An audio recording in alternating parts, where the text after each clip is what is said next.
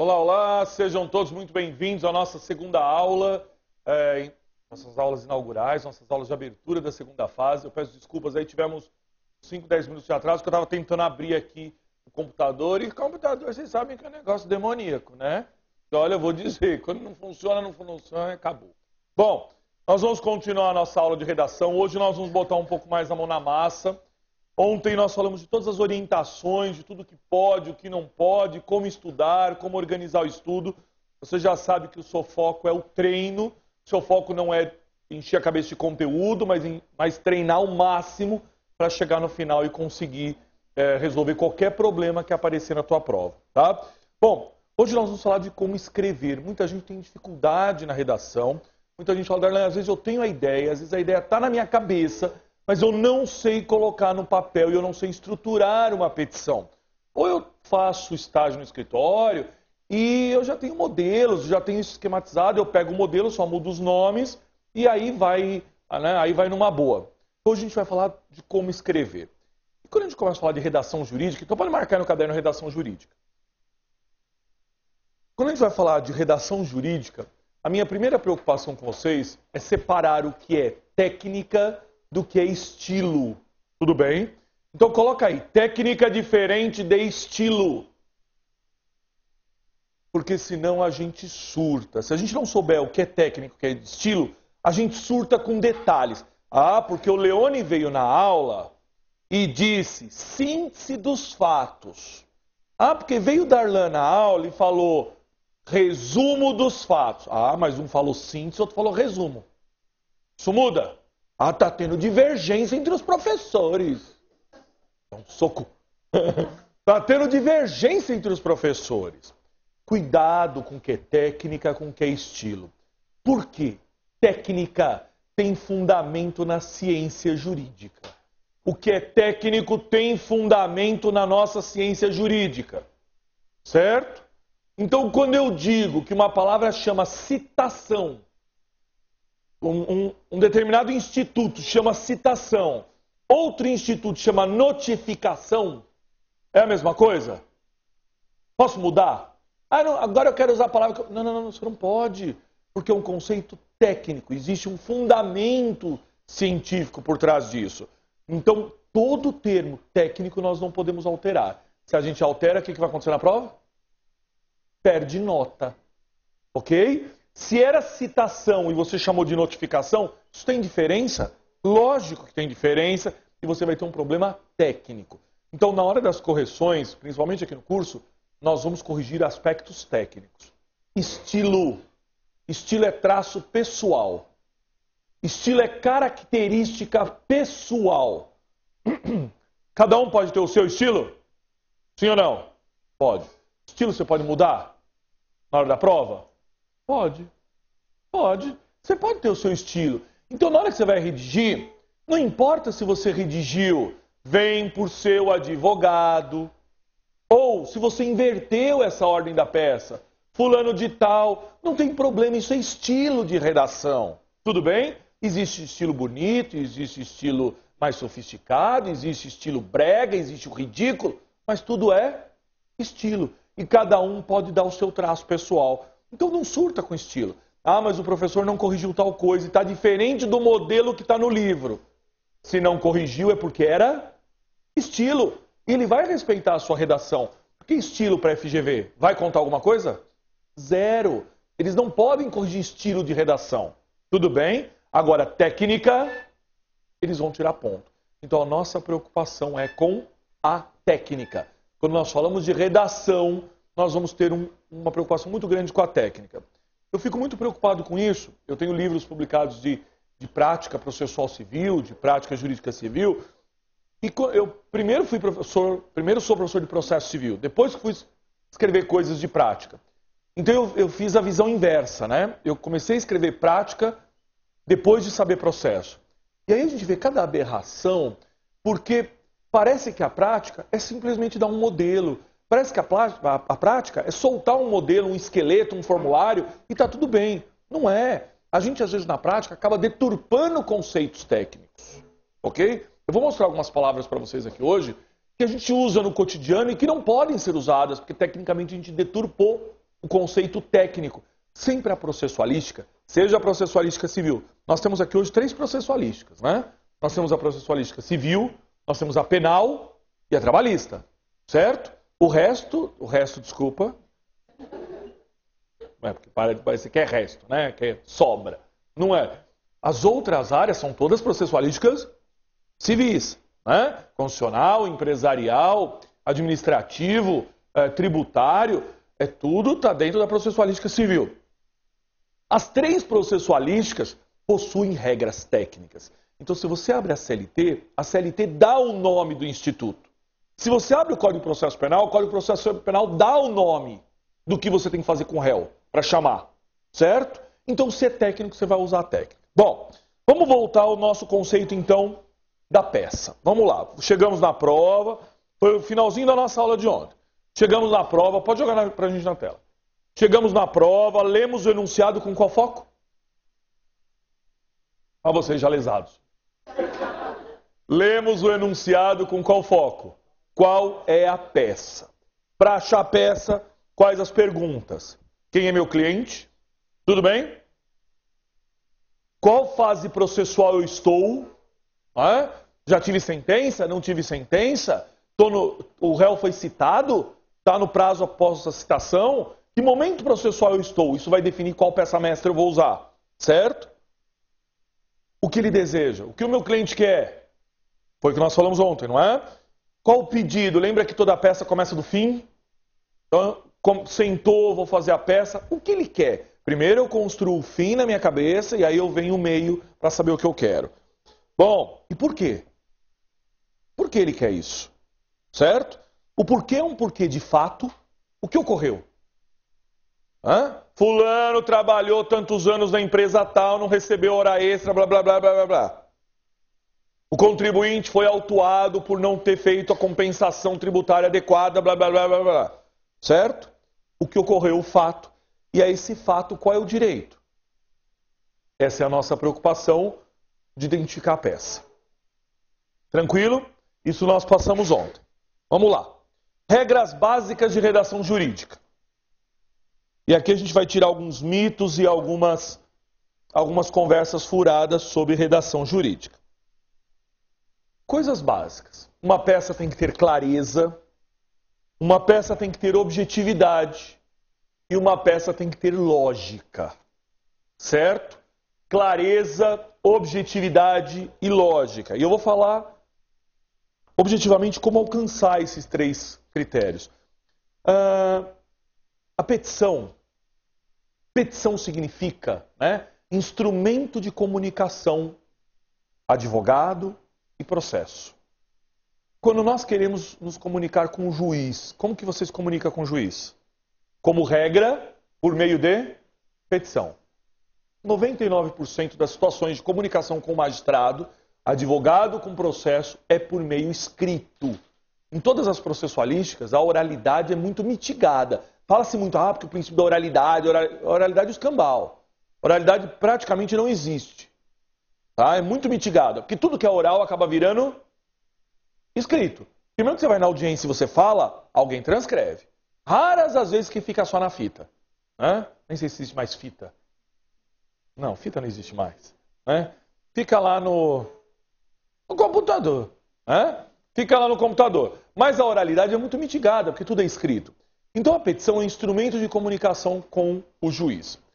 Gente, isso é muito sério, porque às vezes a gente senta para escrever e a gente não tem a real noção da importância disso e começa a escrever que nem um doido e perde o objetivo.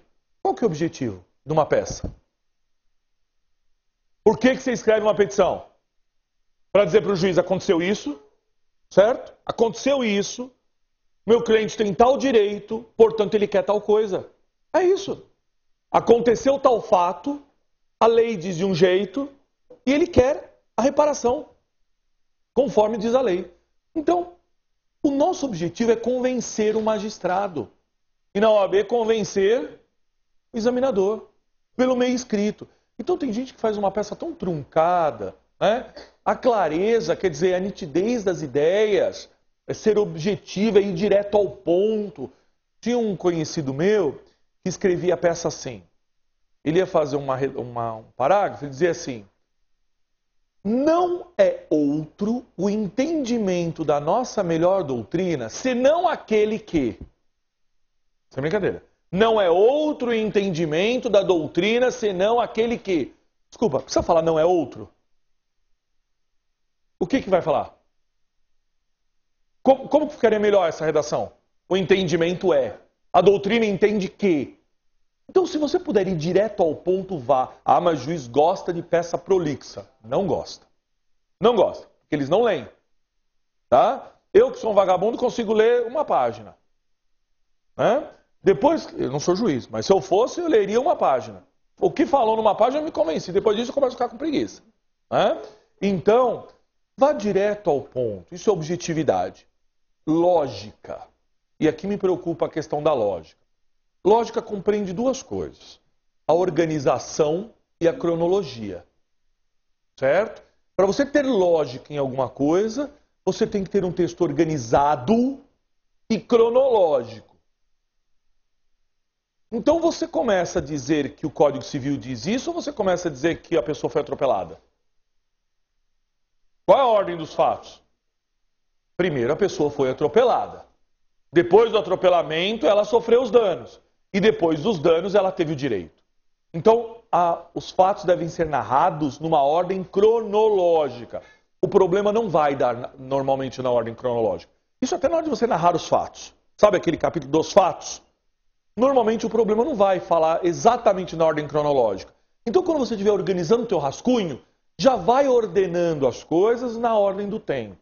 O que aconteceu primeiro, o que é consequência do quê. Porque é isso. Lógica é causa e consequência. Ocorreu isso, a consequência é essa. Tudo bem? Isso é lógica. Bom, eu sugiro que vocês, para que a gente dê um pouco de lógica, um pouco de organização das peças, eu sugiro que vocês organizem as peças em capítulos.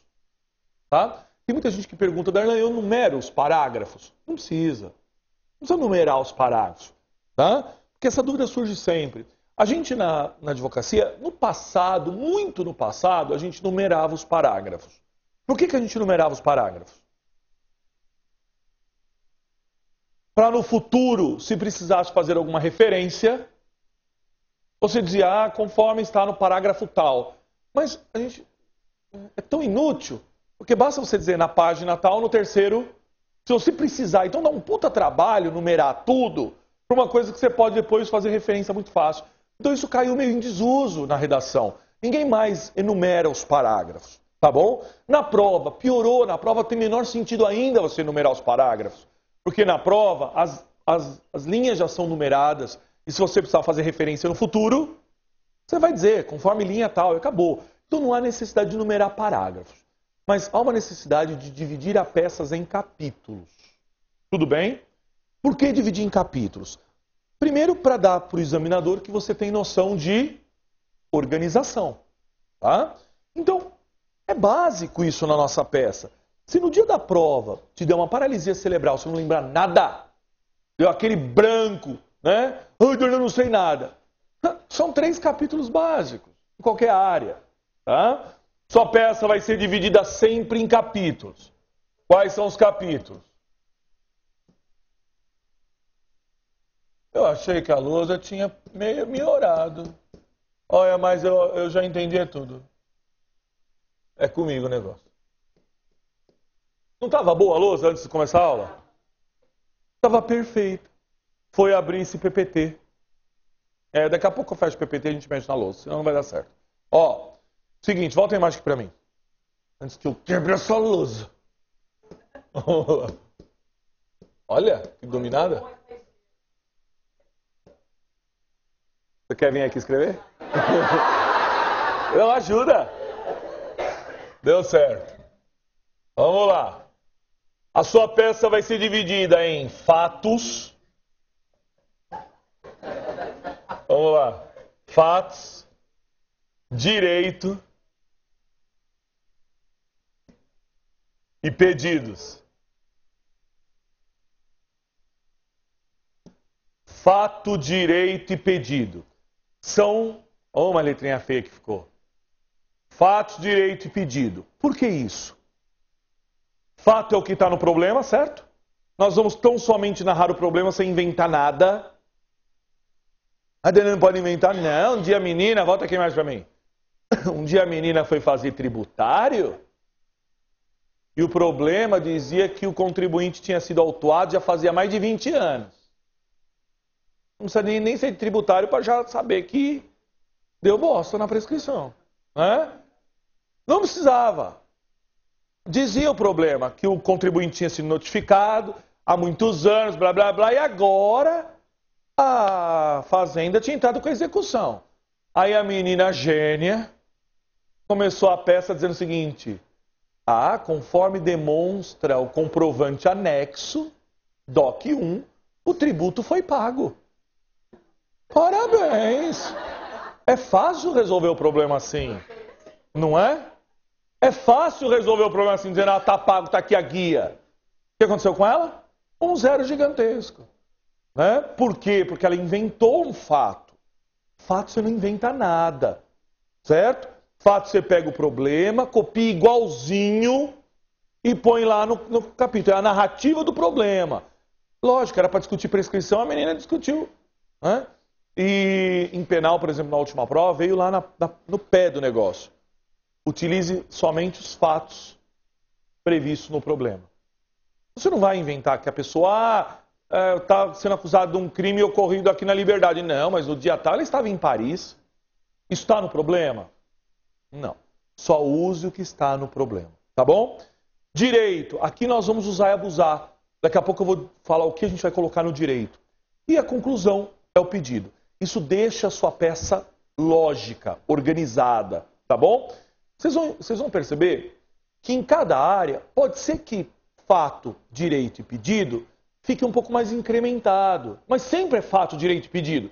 Pode ser que receba um nome mais sofisticado. Por exemplo, na trabalhista, das horas extras. Do direito à hora extra. O que nós estamos falando? Do direito. Só que a gente preferiu dividir em subitens ou colocar já o nome do direito. Mas se na hora da prova te der uma lesão, é isso. Dos fatos, do direito e do pedido. Tá bom? Para garantir objetividade, uma dica nos parágrafos. Faça uma ideia por parágrafo. Tudo bem? Não faça parágrafos muito longos. Tem gente que quer escrever igual o Kelsen.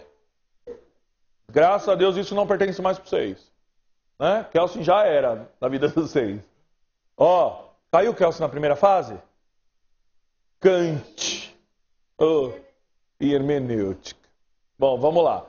Então, fiquei bem preocupado com esse negócio de filosofia, porque domingo à noite, muitos cursos aí por aí, que eu não vou falar o nome por nada desse mundo por questão ética, nem tão pouco que o curso tem 3 letras, não vou falar, disse na questão de filosofia que direito e moral são a mesma coisa.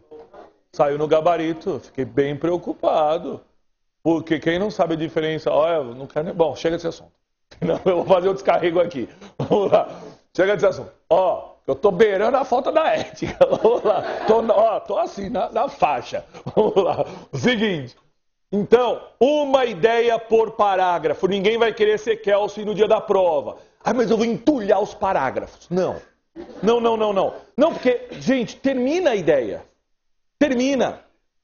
Por exemplo, um parágrafo vai ter no máximo 4 linhas, certo?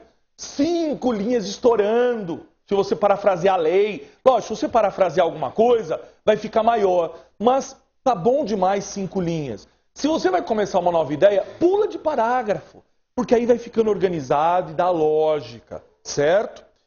Outra coisa importante, entre parágrafos e capítulos, para garantir a lógica, sempre devem ter palavras de conexão. Para garantir a lógica entre os capítulos, palavras e frases de conexão. Darlan, não entendi. No final, eu vou mostrar para vocês umas palavrinhas que vão dando conexão.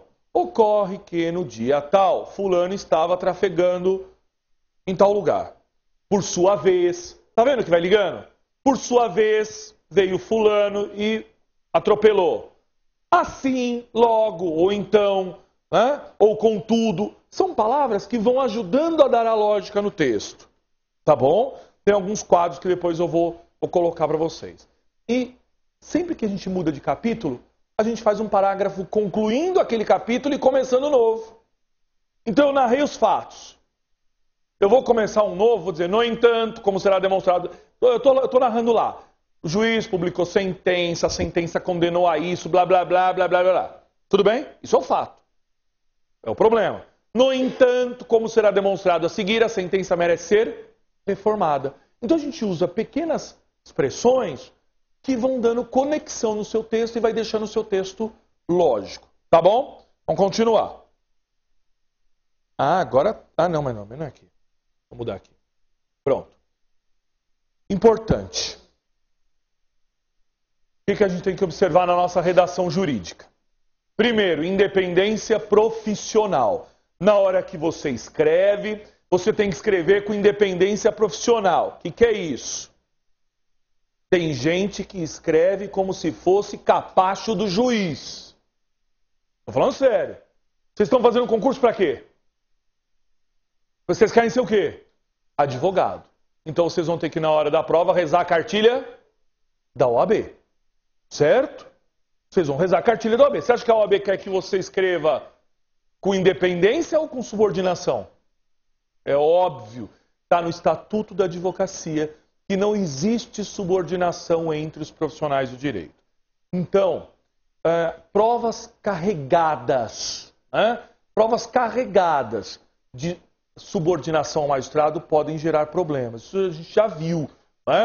E o candidato, tinha candidato que fazia assim, ora, excelência, data máxima vênia, vem com todo respeito e acatamento, a presença de vossa excelência. Quase ajoelhando. Então, cuidado com expressões de muita subordinação. O que eu quero dizer é que não é para você chutar a boca do juiz na peça. Não é para você dizer que o juiz é um ignorante. Mas você, com muita urbanidade, você pode dizer que o juiz errou.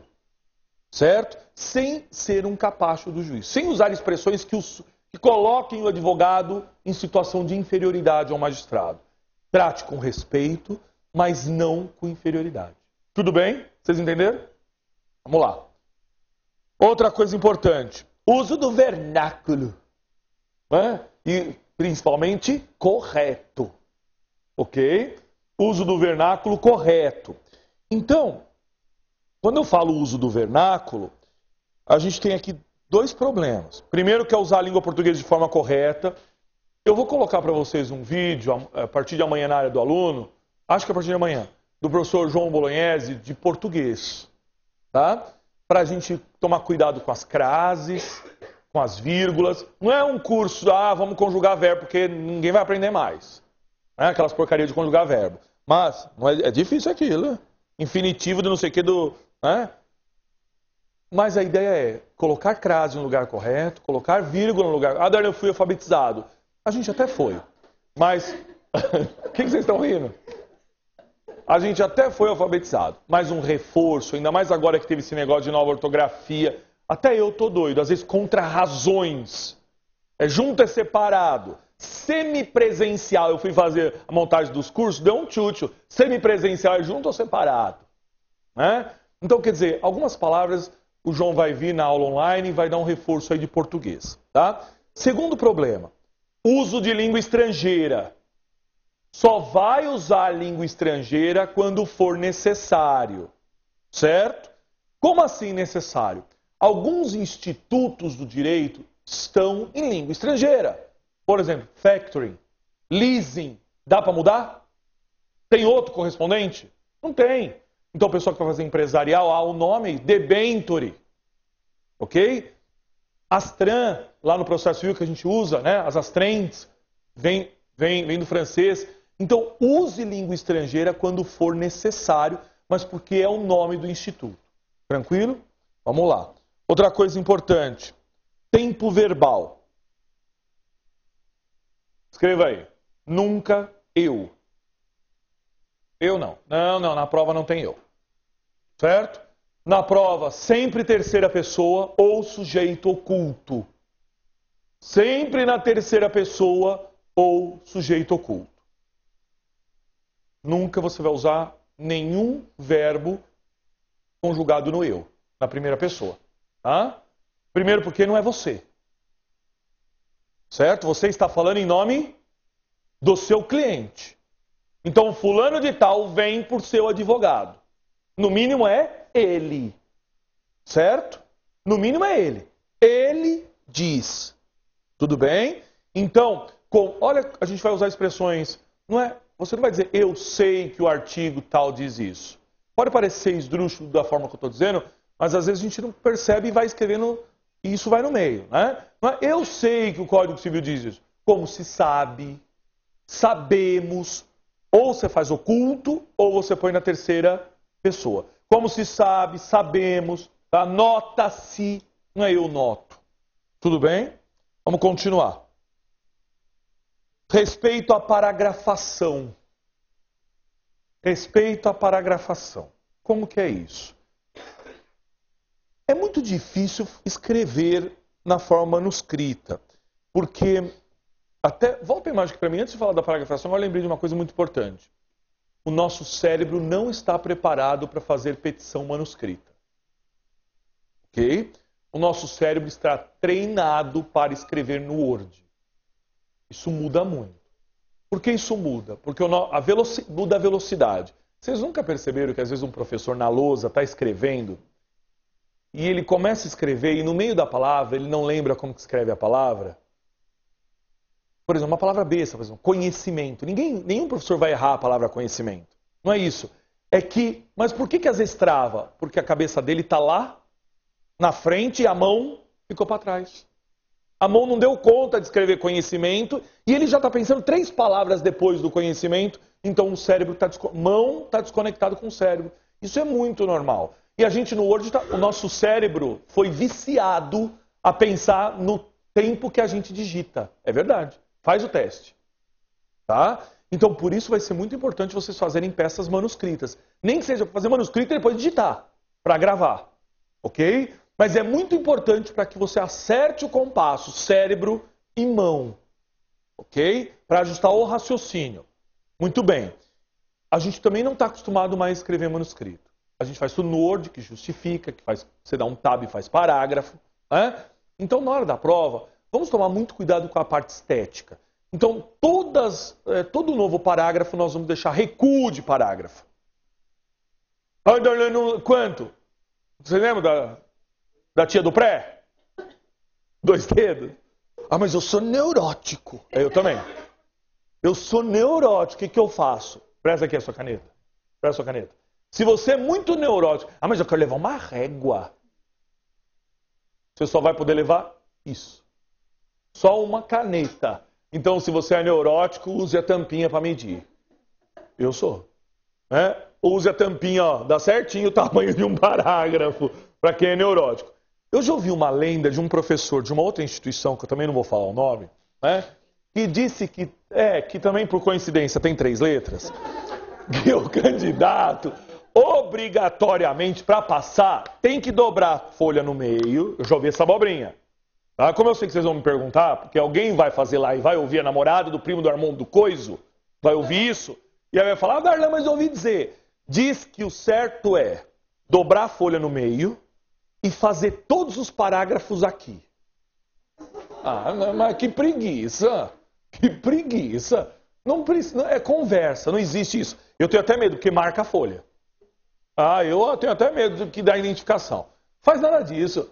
Marca o primeiro. O primeiro você deixou uma tampinha de caneta, tudo você deixa uma tampinha de caneta, mas não vai fazer grudado. Tá? Tudo bem? Vamos continuar.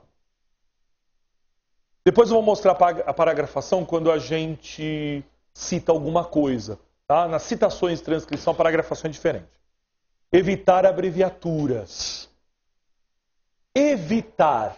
Ah, Darlan, mas é mortal. Alguém morre se abreviar alguma coisa? Não, não é mortal, mas eu prefiro que vocês evitem. Por que a gente abreviava no passado muito? Começava pelo excelentíssimo, né? Excelentíssimo tem abreviatura de tudo quanto é jeito. Cada um faz de um jeito.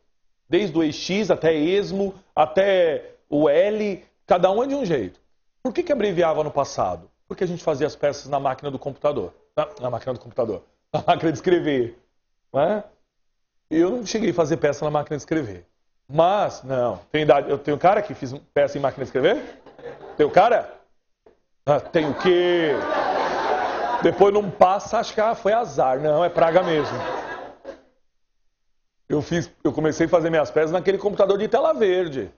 Depois que migrou para aqueles 386, não sei o que lá. Né? Mas quando não tinha computador, a gente abreviava tudo porque as peças eram insanas de se fazer. Então abreviava. Hoje não tem mais sentido abreviar. Então, na hora da prova, faça o endereçamento por extenso. Só use abreviaturas que forem oficiais. Então, por exemplo, INSS. INSS é o nome da autarquia. É o nome oficial? É o nome oficial. Por exemplo, recurso especial. Se você entrar no site do STJ, vai estar lá, RESP. Se você entrar no site do Supremo, vai estar lá, ADI, Ação Direta de Inconstitucionalidade. Então você pode usar essas abreviaturas que são oficiais? Pode, sem problema nenhum. Mas evite no meio do texto abreviar palavras comuns. Tá? Evite. Mesmo que você tenha espaço pra caramba. Vamos lá. Entonação do discurso. Tome cuidado com a entonação do discurso. Qual que é o objetivo da peça? Qual que é o objetivo de uma petição? Convencer o juiz que o seu cliente tem direito.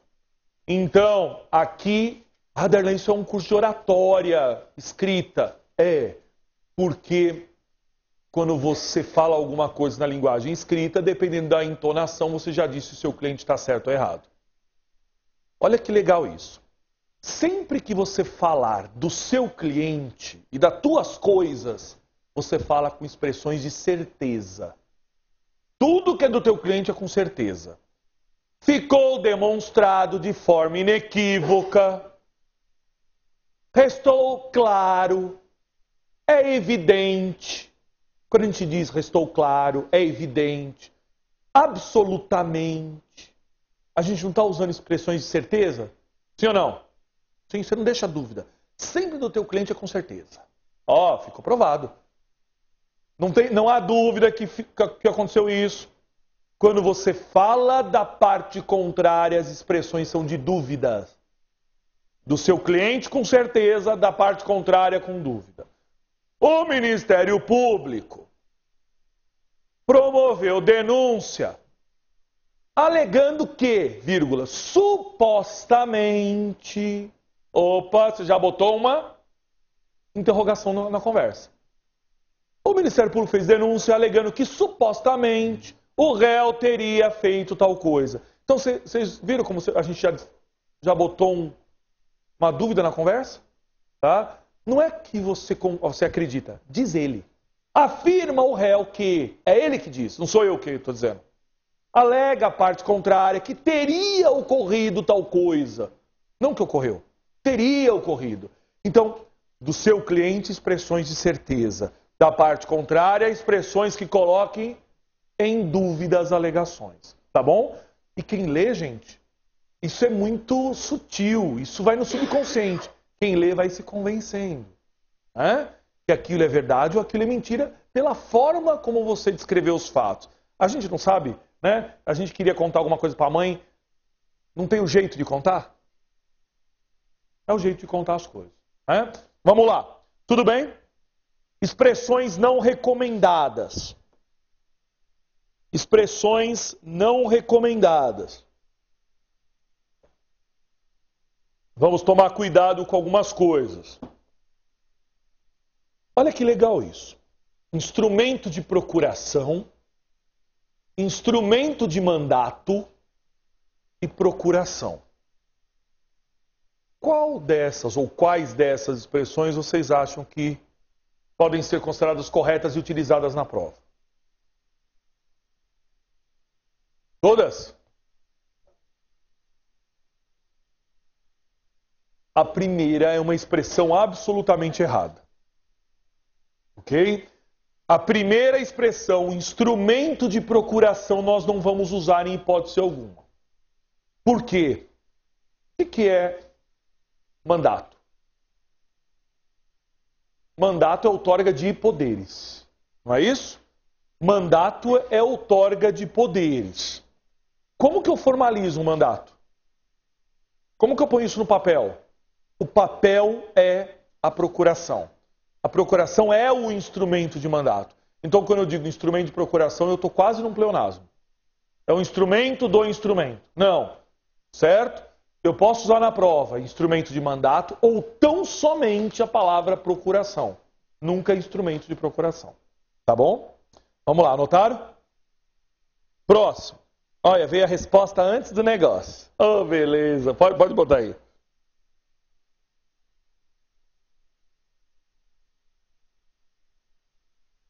Tá errado aí o negócio, o texto. É procedência da ação e procedência do pedido. Tá doido esse computador, porque isso aí veio certo de casa. Anota, tira instrumento do pedido. Risca aí o negócio. Não é instrumento. A primeira é procedência da ação e a segunda expressão é procedência do pedido. O que nós vamos usar? Procedência da ação ou procedência do pedido? Quando o juiz julga, ele não julga a ação, ele julga o pedido. Na prática, gente, até juiz na hora de dar a sentença, você vê juiz dizendo julgo procedente a ação. Certo? Não é. Ele não julga a ação, ele julga o pedido. A ação é o direito de provocar o judiciário. Na hora que ele vai dar a sentença, se é de mérito, ele não está julgando mais a ação, e sim o pedido que foi formulado dentro da ação. Vamos lá. Cuidado. Então, expressões não recomendadas, né? Então, não vamos usar instrumento de procuração e não vamos usar procedência da ação. Expressões não recomendadas. Agora é para a gente ter cuidado. Através e por meio de. A gente adora usar através. Fulano de tal, através de seu advogado. Tá certo? Cuidado. Cuidado com a palavra através. Pense em através na ideia de atravessar. Certo? Pense na ideia de atravessar. Por exemplo, vejo o sol através da janela. Tá certo? Sim ou não? Está. Vejo o sol através da janela. Correto. Agora, normalmente a gente usa através quando deveria ser por meio de. Então, fulano de tal vem por meio de seu advogado. Então, prefira por meio de no lugar de através. Ok? Então, o através tem que tomar cuidado, né? Porque através tem que ter algo no meio, então algo que atravessa, ok? E por meio de é o mais correto. Vamos lá. Outras expressões. Fórum, foro, juízo ou vara. Juízo ou vara são sinônimos, por isso que eu coloquei junto. Fórum, foro, juízo ou vara. Já é começar a petição lá. É a primeira linha da petição. Excelentíssimo senhor doutor juiz. Qual dessas três que nós vamos usar? O que vocês acham? Qual dessas três palavras? Primeiro, o que é fórum? É o prédio. Então, quem manda a petição para prédio, quem deveria receber?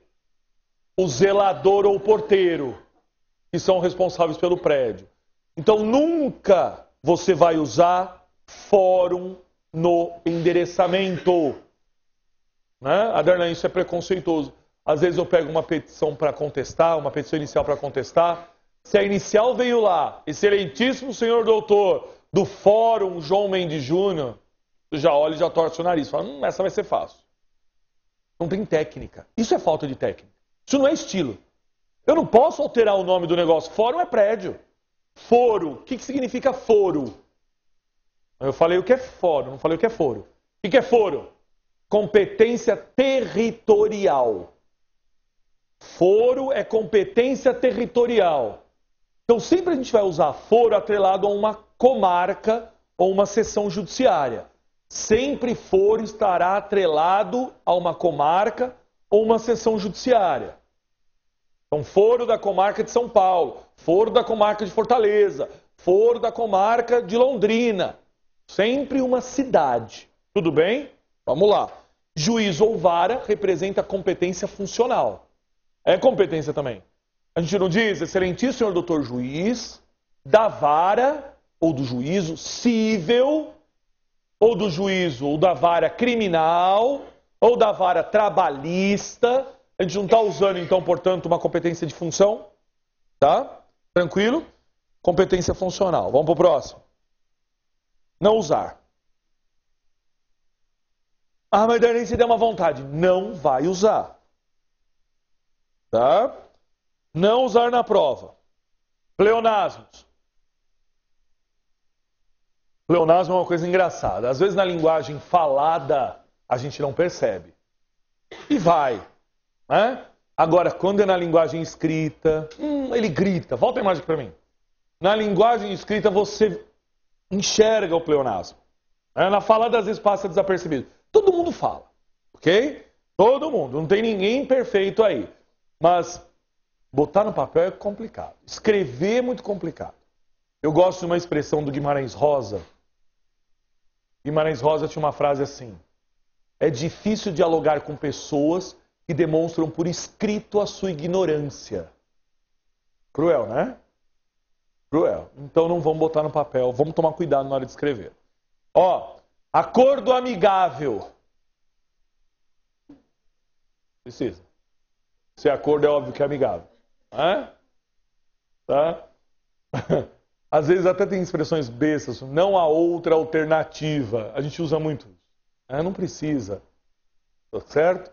Então cuidado para você não usar duas expressões para dizer a mesma coisa e isso tornar-se um pleonasmo. Vamos continuar. Residente à rua. Tá certo ou errado? Errado. Quem reside, reside na rua. Que os professores da língua portuguesa dizem que é em mais a, né? Quem reside, reside em algum lugar, então é em mais a, então vira na. Então ninguém reside à rua com crase. Reside na rua tal, na avenida tal, no endereço tal. Ok? Vamos lá. Ditados populares. Nem a pau. Ai, Darna, mas dá uma vontade doida de dizer aqui espeto de pau, ferreiro de não sei o quê. Não tem isso? Ah, mas tinha lá fumos boniúris. Ai, deu uma vontade de dizer onde a fumaça a fogo. Cala a boca. Não, juro. Não vá usar ditados populares. Ah, quem cala consente. Né? Ah, porque é revel, quem cala consente. Cala a boca. Gente, eu fiquei tão traumatizado com isso. Vou contar o caos da menina. Antes de eu ser professor desse negócio e coordenador dessas coisas de preparatório, eu corrigi a prova da OAB aqui em São Paulo, há muitos anos, civil. Lembro como se fosse hoje. Estava lá na mesa da sala dos professores, na Unip, nessa época, há muitos anos, e estava eu lá corrigindo a prova da OAB. De repente, civil é óbvio, né? Estava eu lá corrigindo, a pergunta era assim, peguei a prova da nega, aí a menina, a pergunta era assim, o que é ordem da vocação hereditária? Até meu filho, que tem 9 anos, sabe. O que é a ordem da vocação hereditária? A lista das pessoas que vão ficar felizes com a morte de alguém. É quem vai ficar com as coisas do morto. Ordem da vocação hereditária. A menina gênia, a pergunta era, o que é ordem da vocação hereditária? A menina. Ordem da vocação hereditária é quando... começou bem. É quando não é para dizer o que é. É quando é momento.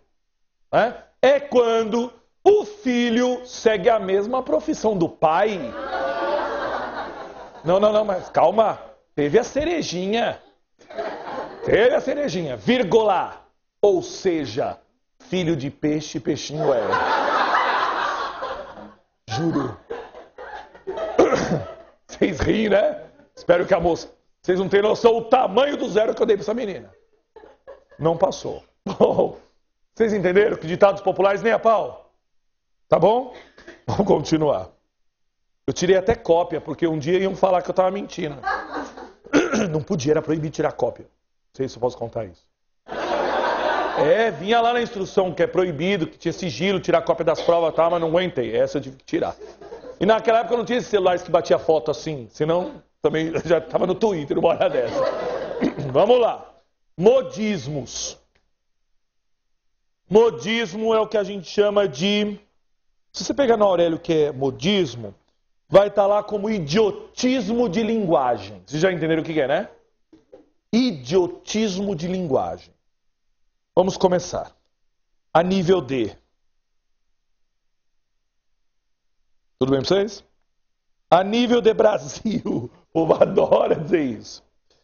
O povo gosta muito de expressões a nível D. Olha, eu tinha anotado até os ditados populares aqui para falar para vocês. A nível D. Outro modismo. Desculpe. Outro modismo vai estar fazendo. É o síndrome do telemarketing. Vou estar fazendo. Fulano vai estar fazendo. Você percebeu? Isso é o gerundismo, né? Cuidado, não é que o verbo não comporte o gerúndio, não é isso. O gerúndio é permitido. O que não pode se fazer é colocar 3 verbos para dizer a mesma coisa. Vai estar fazendo. Faz logo, caramba. Não é? Fará. Não é? Ou fez. Fala logo que vai fazer. Não vai estar fazendo. Fará. Resume isso. Tudo bem? Então toma muito cuidado. Outro idiotismo. Eu tinha separado. Não, coloquei junto. Outro idiotismo é o mesmo. A gente tem um hábito péssimo de usar mesmo para substituir pronome. É muito comum. Então, o povo de penal, vai ser vocês mesmo. O réu adentrou no matagal em desabalar da carreira. Vírgula. O mesmo estava sofrendo perseguição policial. Esse o mesmo está certo? Está errado? Não chega a ser um erro, mas é um idiotismo de linguagem. Ok? Não é uma redação correta. O que a gente poderia dizer? Ele. O réu estava em perseguição. Certo?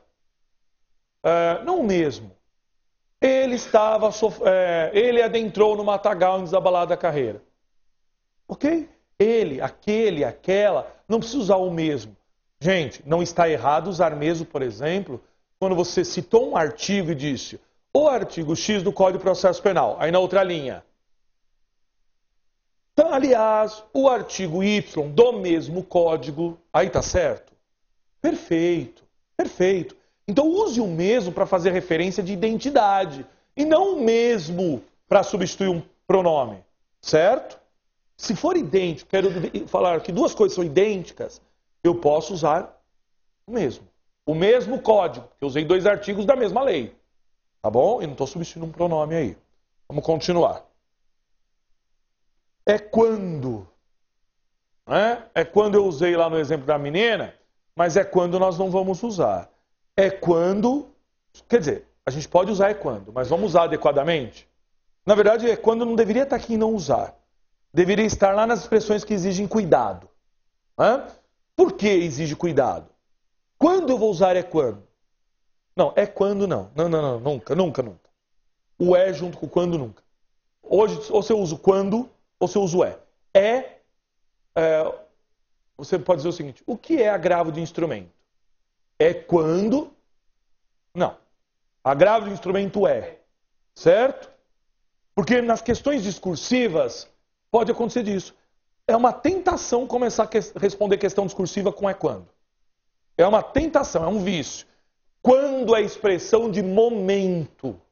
E não vai juntar com é. Quando é expressão de momento. Quando o réu adentrou no recinto. Quer dizer, quando é o quê? No momento em que ele entrou. Então você só vai usar quando você puder substituir pelo no momento. Em que. Tá bom? Vamos continuar. Verbos do preâmbulo. Verbos do preâmbulo.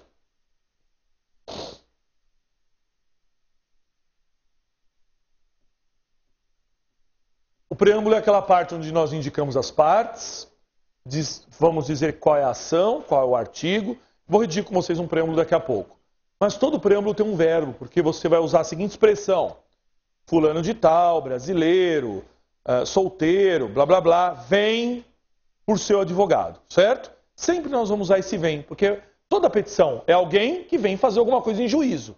Então é fácil, né, fácil de decorar. Fulano de tal vem fazer alguma coisa em juízo. Tá bom, vem fazer o quê? Vai ter um verbo. Vem fazer alguma coisa, tem que ter um verbo que defina isso. Nós podemos usar o verbo propor, podemos usar o verbo impetrar, podemos usar o verbo interpor, podemos usar o verbo opor e podemos usar os verbos apresentar ou oferecer. Apresentar ou oferecer. Tudo bem? Ah, não, mas eu sou de penal. A mesma coisa. Ah, eu sou de trabalhista. A mesma coisa. Vamos lá. Propor. Nós só vamos usar para as petições iniciais. Tudo que for petição inicial pode ser proposta. Certo? Então, fulano de tal vem por seu advogado propor ação tal. Toda ação, toda petição inicial é proposta. Impetrar, nós vamos usar apenas para as iniciais de ações mandamentais. Só para as ações mandamentais. Quais delas? Mandado de segurança, habeas corpus, habeas data e mandado de injunção. Vocês viram que isso serve para todas as áreas?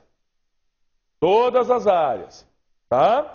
Mandado de segurança, habeas corpus, habeas data ou mandado de injunção. Aliás, nós vamos fazer o seguinte. Volta a imagem aqui para mim. Eu vou gravar uma aula de 1h30 mais ou menos para a área do aluno de mandado de segurança. Para todas as áreas. Tá? Ah, mas vai servir para penal? Já caiu mandado de segurança em São Paulo em uma prova. Vamos correr o risco? Não. Ah, mas pode cair mandado de segurança em trabalhista? Pode. Ok? Nas outras eu não preciso nem dizer. Né? Constitucional, tributário, ADM, eu não preciso nem falar do risco de cair um MS. E em empresarial, difícil, mas não é impossível. Então vou gravar uma aula de 1h30 e vou colocar online para todo mundo assistir mandado de segurança. Tá? Erga omnes. Vamos lá. Interpor. Recursos com duplo grau. Interpor recursos com duplo grau. Porque é opor acima. É opor sobre. Como duplo grau? Eu tive sentença na primeira instância, vou apelar ou vou fazer recurso ordinário na trabalhista. Quem julga o recurso ordinário? Quem julga a apelação? O tribunal. Quem deu a sentença?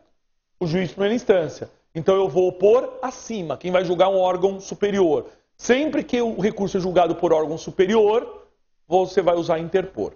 Opor. Quando o recurso não tem duplo grau. Por exemplo, os embargos. Os embargos vão para quem? O próprio juiz. Então você não vai interpor. É para ele mesmo. Se é para ele mesmo, o verbo é opor. Tira o inter. Tá bom? Que não vai para cima. Apresentar ou oferecer, nós vamos colocar para as demais peças. Apresentar ou oferecer, nós vamos usar para as demais peças. Tranquilo até aqui? Muito bem. Eu vou deixar a formação do raciocínio jurídico para depois do café, porque eu vou pedir para a nossa técnica voltar à lousa eletrônica, eu vou precisar da lousa para isso aqui. Tá? A gente vai anotar essa ideia. Lá no finalzinho, como colocar as ideias no papel, como organizar o texto, porque tem gente que não consegue. Ah, eu sei que o direito é esse, mas eu não sei escrever. Começar, o meio, o começo e fim. Tá? Então eu vou fazer um esqueminha para isso, mas eu vou precisar da lousa. Depois, peraí, eu não vou ainda acabar. Bom, o que fazer? Anota aí, o que fazer? O que fazer? Primeiro item do que fazer. Pular ou não pular linhas? É uma dúvida cruel. Pula ou não pula linhas? O que fazer? Bom, entre o endereçamento e o preâmbulo, nós sugerimos pular 5 linhas. Ok? Então, isso é peremptório. Se eu pular 6, vou morrer? Vão tirar nota? Não. Então não surta com isso. Tá? A gente sugere pular 5 linhas entre o endereçamento e o preâmbulo. Tá? Se você pular mais ou menos, não vai morrer por isso. Se no seu rascunho você notar que a peça vai ser uma peça longa, por exemplo, caiu um agravo de instrumento, que é gigantesco, não é que é difícil, é extenso.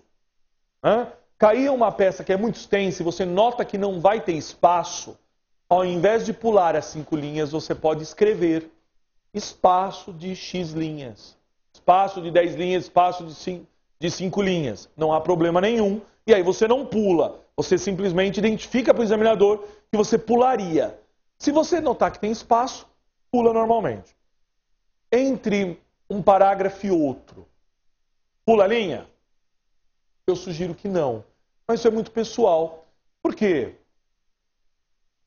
Depois faz o teste. Quantas linhas você perde pulando um parágrafo para outro? Cada página vai ter pelo menos uns 5 parágrafos. Certo? Se tem 5 vezes 5, você pulou pelo menos 25 páginas. Desculpa, 25 linhas.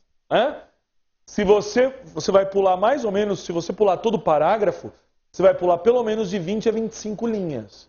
O quanto isso vai impactar na tua peça? É muito. Você não ganha nota com espaço em branco. Não tem lá nenhum critério. Quantas linhas pulou? Tá? Então, entre os parágrafos, eu sugiro que não pule linhas. Entre os capítulos, você até pode pular porque não vai gastar tanto. Dos fatos, do direito, do pedido. Você vai pular 3. Tá bom? Então, só para dar uma organizada na peça, para não ficar tudo aquele negócio blocado. Mas não exagere. Bom, o que mais? Quando eu errar, e o erro? Agora eu vou precisar da lousa, agora não vai ter jeito. E o erro? Errei. Escrevi artigo 530 e não é artigo 530, é artigo 510. O que eu faço? Darlan, eu sou um porco nojento. Eu sou um porco nojento, vou lá e grifo tudo, e risco tudo. Faz do jeito que você achar melhor. Eu não aconselho.